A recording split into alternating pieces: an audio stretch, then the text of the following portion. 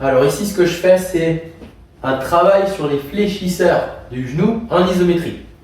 Donc, ce que je vais faire, c'est que je vais caler la machine, soit la machine debout, soit la machine couchée, en fonction de la machine que tu as dans ta salle. Et ensuite, tout simplement, tu vas mettre le genou à 90 degrés. Donc, le talon, il est quand même vachement haut, on a une bonne flexion du genou.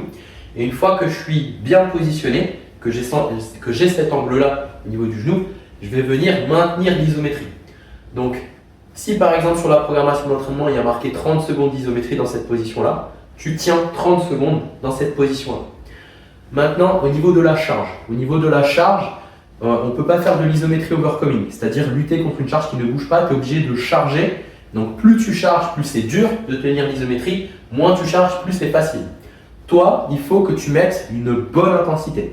C'est-à-dire que par exemple, s'il y a marqué 30 secondes d'isométrie sur la programmation d'entraînement, tu tiens 30 secondes et ensuite, une fois que les 30 secondes sont passées, tu évalues.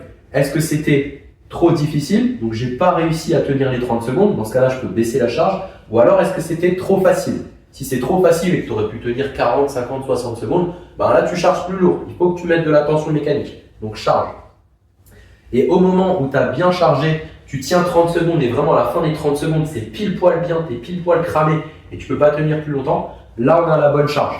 Du coup, tu gardes cette charge en tête, tu la notes et à chaque séance, tu maintiens cette charge-là. Du coup, voilà, c'est parti.